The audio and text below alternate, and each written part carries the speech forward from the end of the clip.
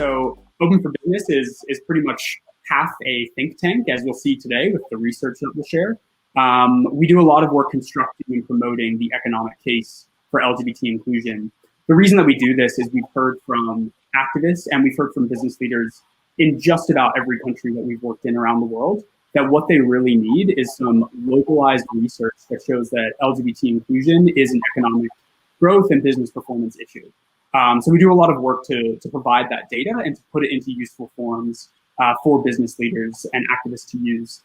We then use this research to catalyze a global voice from the leaders of our coalition partners, and we work with different global platforms to make sure that the research that we do and the voices of our companies are present there.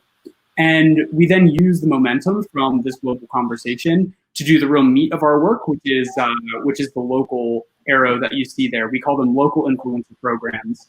And the purpose, it's a multi-year programs. The purpose is to build sustainable networks of senior business leaders, arm them with the local research that we've done, and connect them to local activists to identify smart and reasonable strategies for them to act in the public sphere and make it clear that the private sector supports LGBT rights. So that's the program that Yvonne runs for us in Kenya at the moment. So here's just a slide on our programs, but I pretty much already touched on them.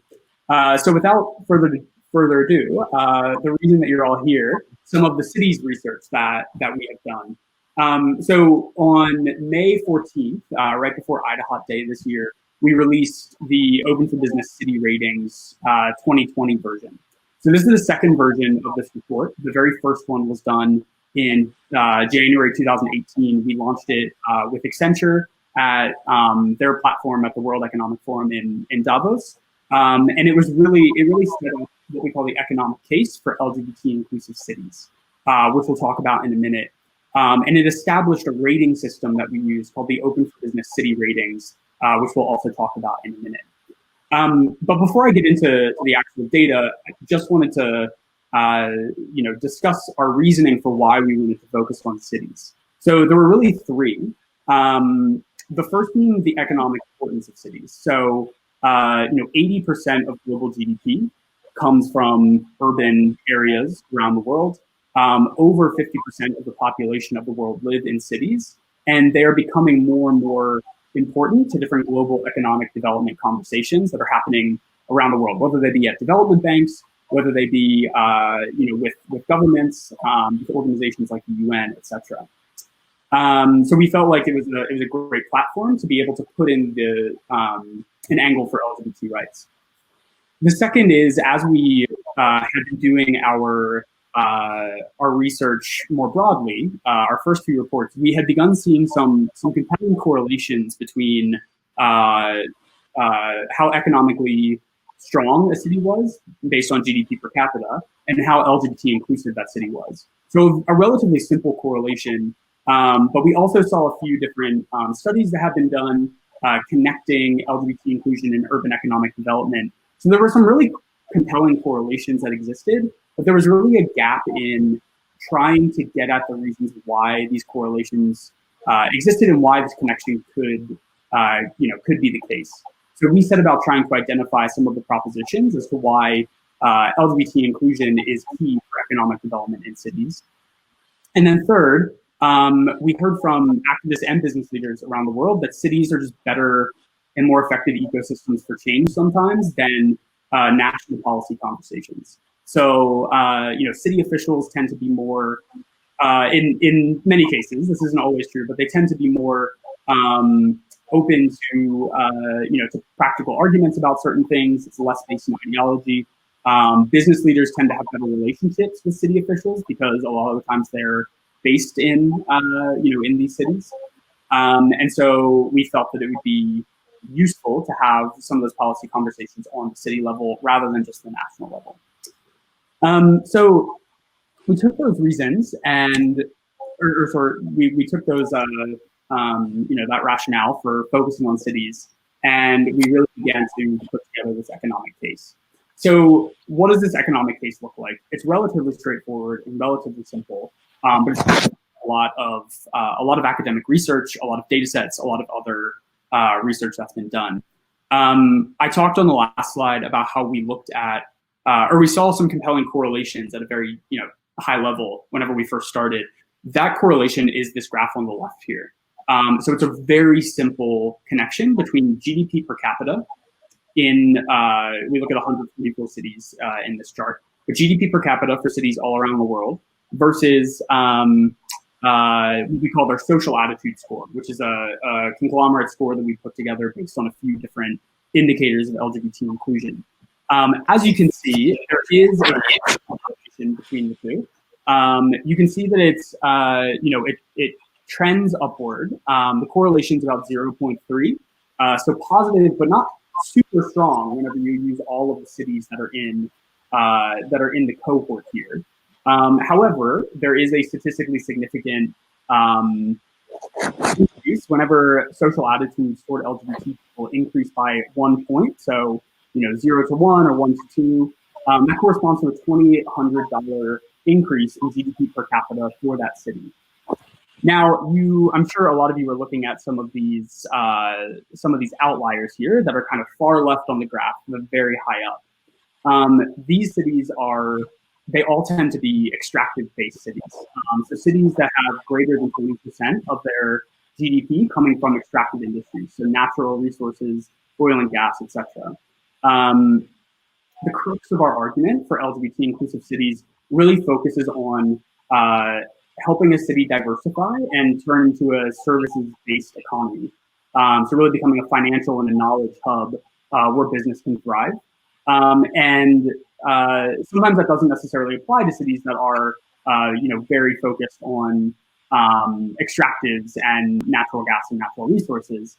And so whenever these outliers are excluded from the analysis, for cities like Abu Dhabi and Baku, the correlation between the two gets much stronger. So it actually rises to 0.65, and a 1 point increase in social attitudes corresponds to a $4,600 increase in GDP per capita. So very interesting to see how this plays out with different types of city economies and what it means for them. Now, of course, this is just a high-level correlation. Correlation does not imply causation at all. It could be a number of other factors, but we wanted to go through and identify what some of the drivers could be as to why this connection existed. And we really identified three. So the first is that LGBT inclusive cities are more innovative. The second is that they have higher concentrations of talent. And the third is that they have a higher quality of life. All three things that if you look at strategic economic development plans from cities around the world, almost all of them talk about these three things as being very important to their growth moving forward. And it turns out that there's a strong connection between these three aspects of urban economic growth and LGBT inclusion. So this is just a taste of some of the evidence. We have a lot more in the report, but we're not going to go into it in depth just because of time. But as I discussed, the first proposition is that LGBT inclusive cities are more innovative. So the very top line, again, there's a strong correlation between innovation indices that rank cities based on their capacity for innovation and how LGBT inclusive that city is. But there are also a lot of studies that show that LGBT inclusive cities register more patents, which is a key indicator of innovation.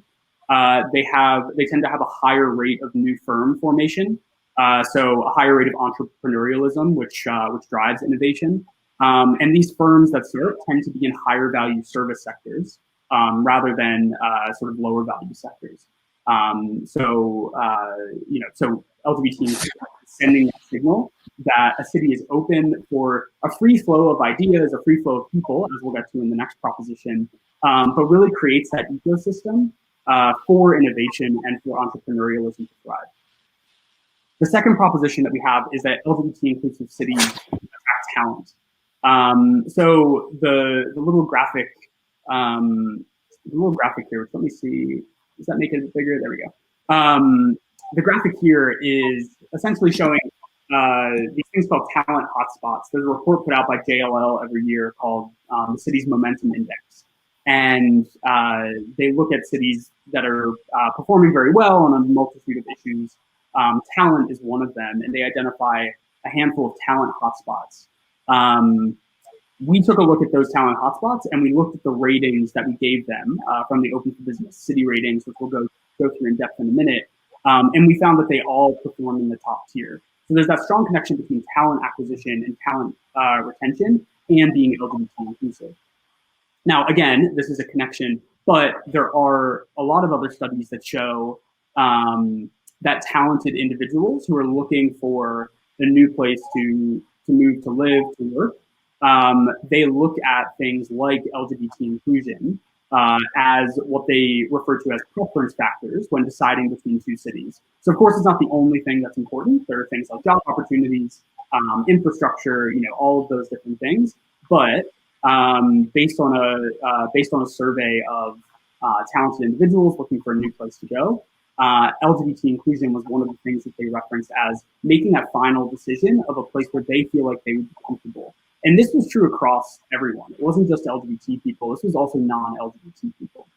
There's also a study out of Switzerland which gets at causation between when a part of the country recognized civil unions and the percentage of individuals that were living there that had a tertiary degree or higher education.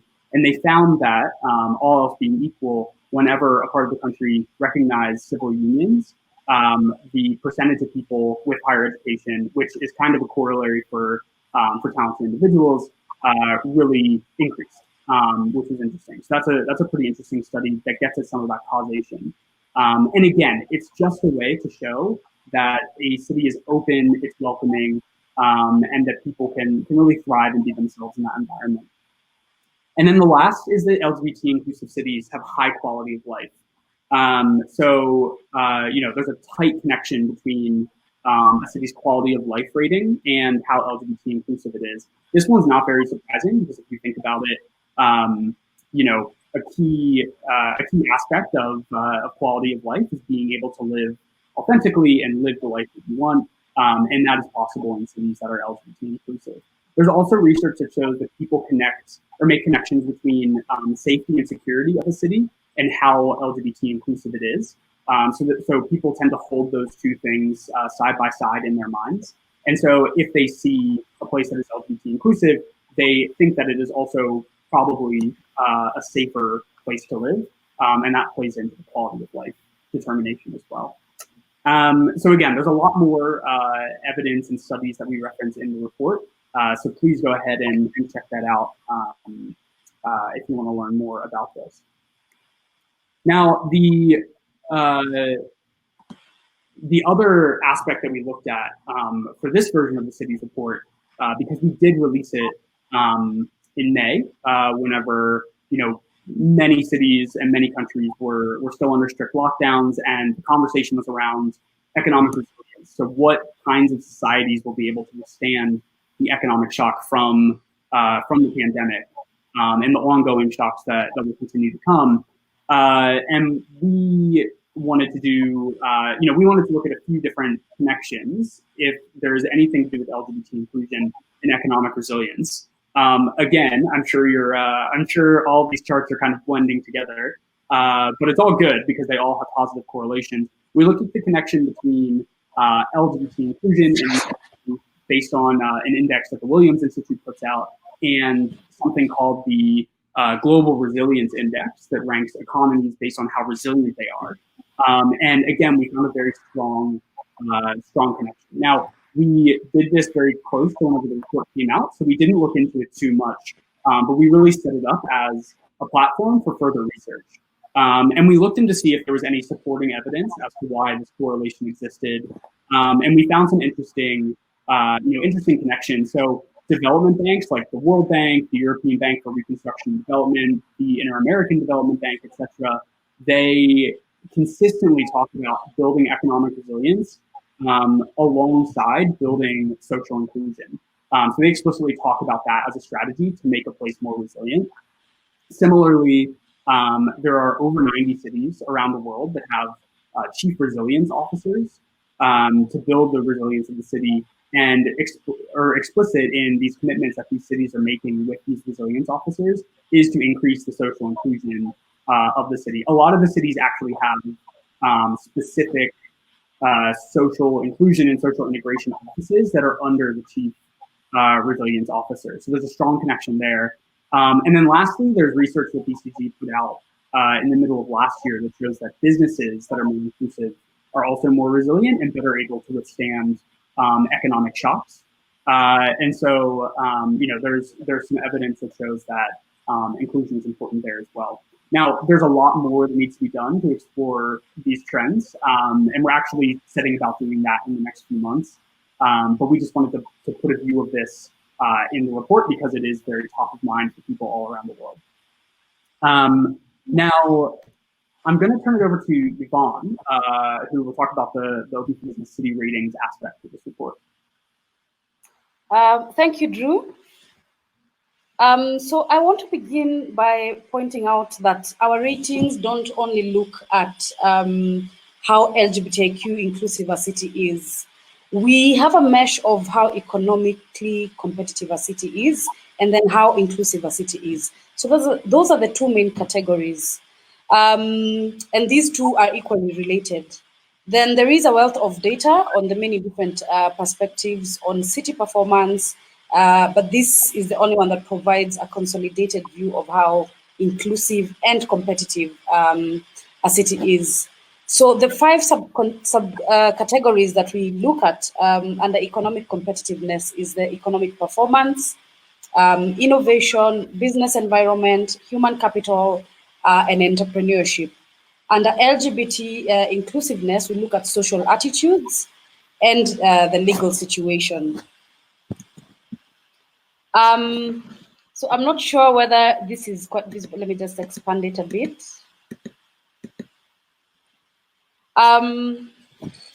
So I hope you can all see this because it draws a clear picture of the city ratings. Please, if it's not clear, reach out to us. We will send you an interactive map of the same. But it is evident the cities that are highly rated, the AAA cities, the AA, the A, the triple B, these cities tend to be in places that are viewed as more LGBTIQ inclusive. For instance, if you pick San Francisco, if you pick Helsinki, Amsterdam, if you pick Lisbon or Tokyo, these are cities that are viewed to be more inclusive of LGBTIQ, the LGBTIQ communities. And then those with lower ratings, for instance, if you look at Nairobi, where I live, the courts refused to repeal petitions brought forward to decriminalize certain penal codes. So these are regions that are seen as less inclusive of the LGBTQ community.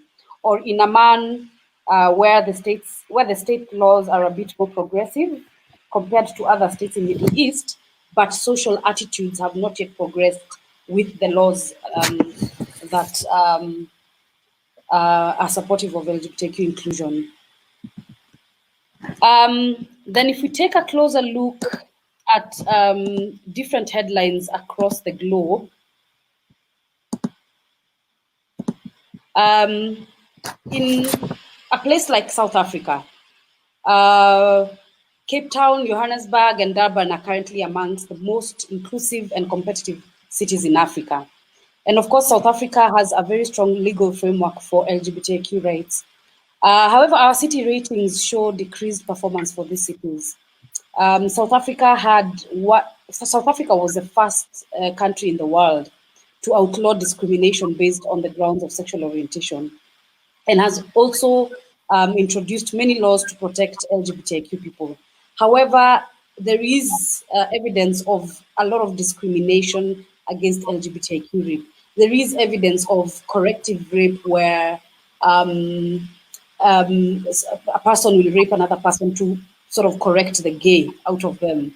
So these social attitudes are what make the cities drop in their ratings.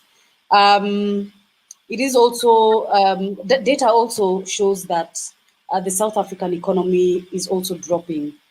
And there was research from one of the universities where they estimated that there's a significant percentage of their GDP that is lost due to LGBTQ discrimination.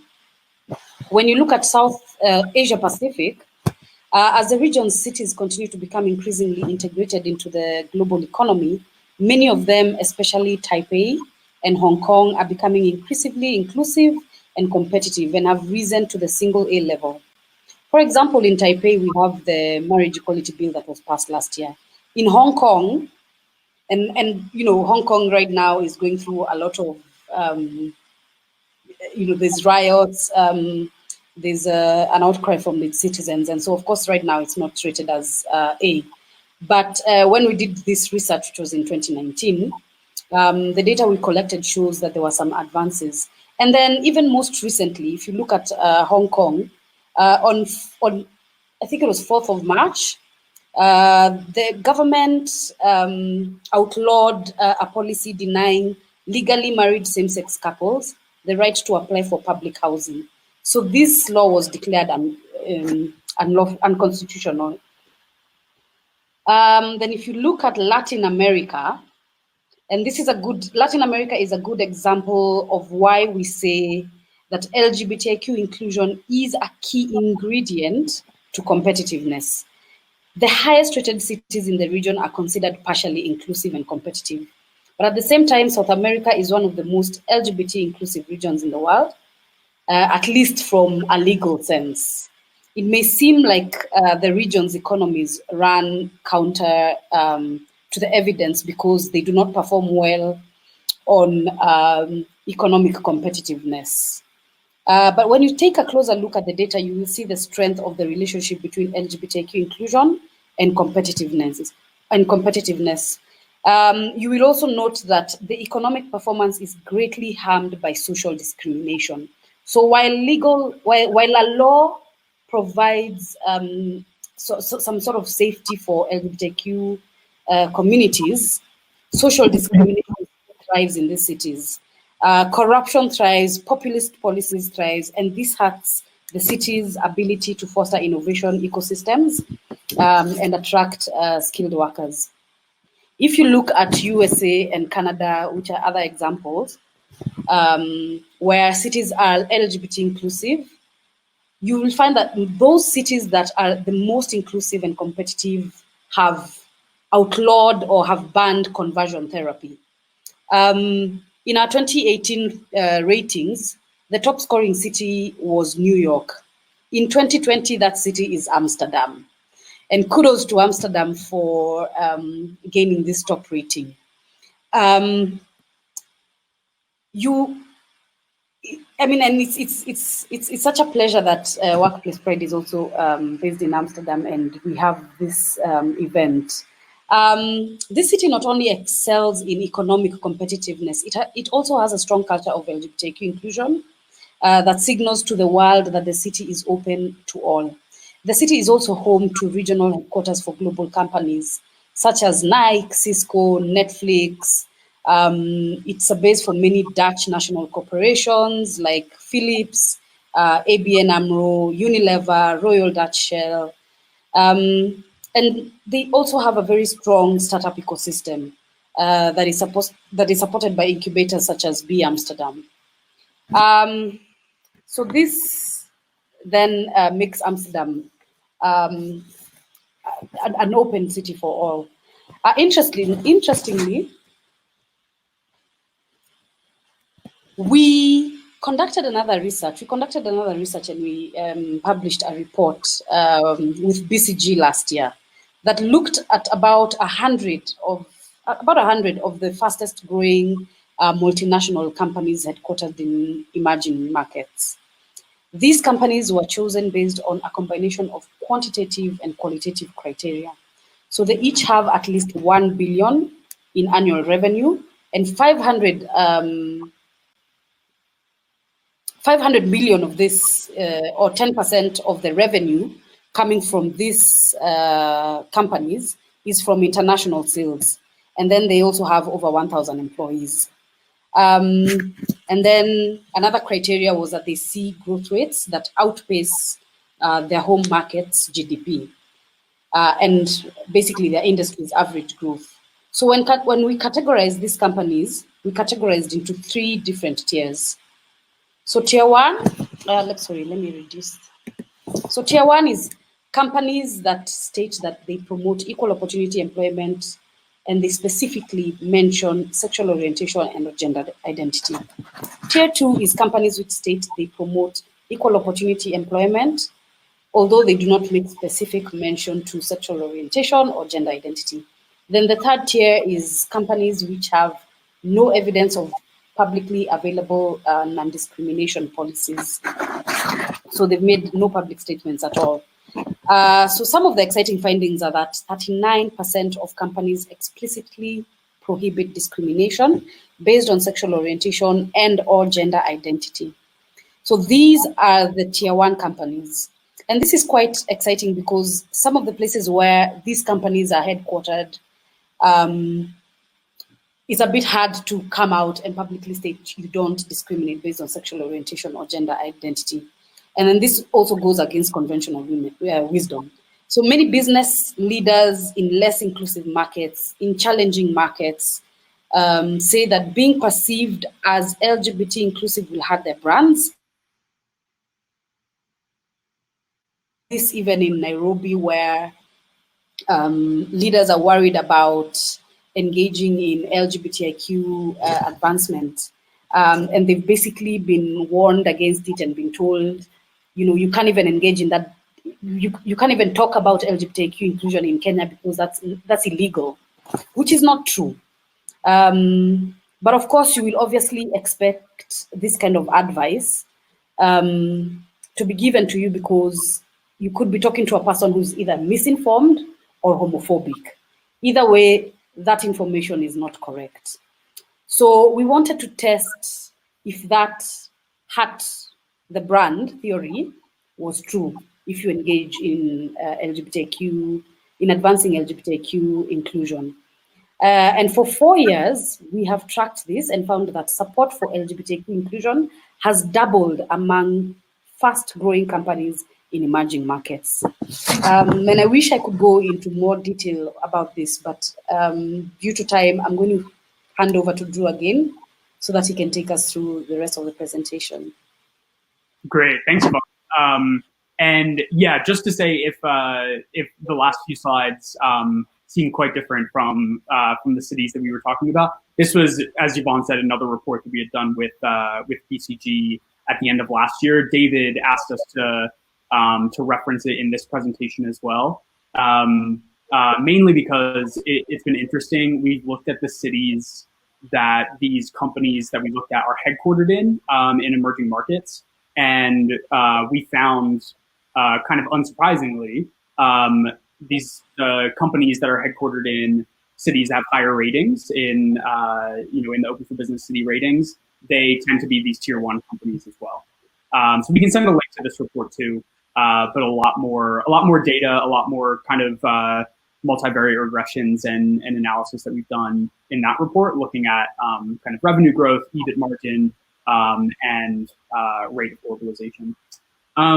Good. So I think we will we'll pause there and just wait for any questions. I think this has been a pretty packed presentation with a lot of the research. So happy to pause and answer any questions that folks might have.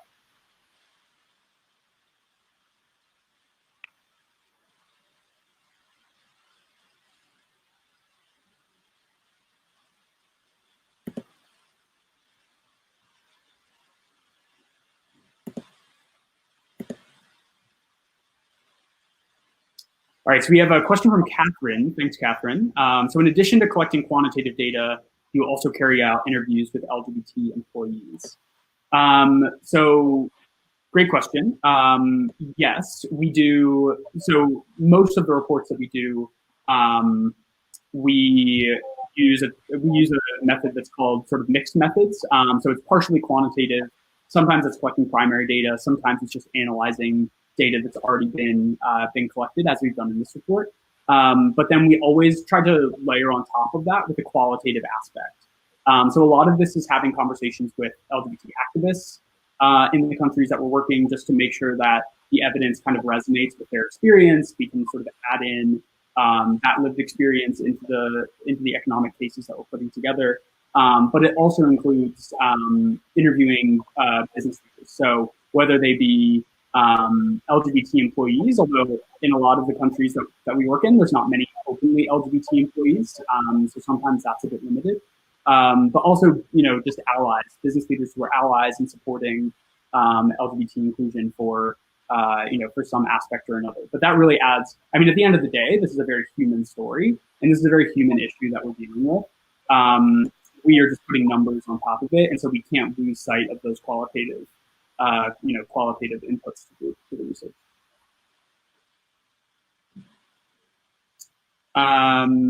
Great. So Christine asked, how will increasing violence against LGBTI people in Amsterdam affect this rating? Yvonne, do you want to try to do that, or do you want me to handle it?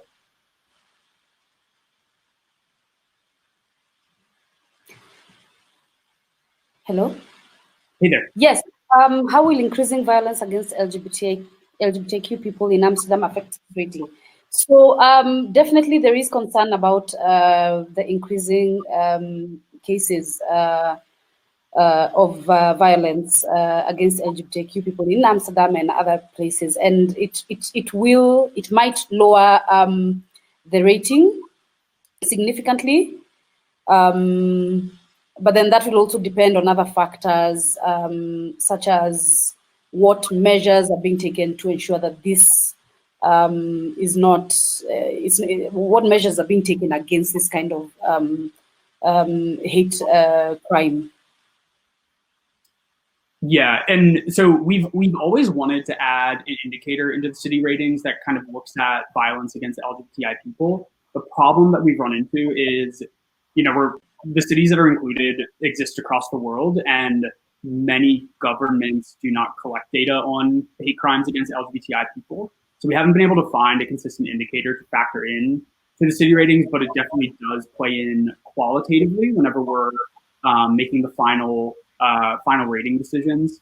And South America is a really good example, as Yvonne was talking about. It's very legally, it's a very legally inclusive place. It's a relatively socially inclusive place as well, especially in the big cities.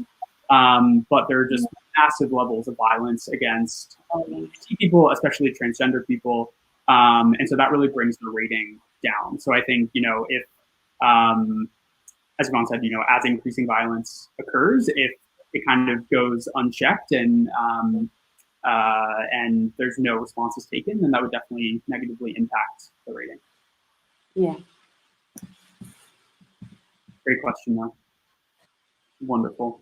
Good. Well, we're coming up to the end of our time here, and it doesn't seem like there are any other questions coming through. So just wanted to thank you all for joining our session today. This has been fantastic, a really fantastic way to transition this online. We wish we were with you in Rotterdam, but of course that's not possible, and kudos to the Workplace Grant team for making this happen. Yvonne, anything else you want to say? Yes, please, thank you very much, everyone, for joining the session. Just a reminder to head back to the lobby for the speech. Wonderful. And I'm about to add a link in the chat to all of our reports. So if you want to check those out, you can see them there. All right. Thanks again, everyone.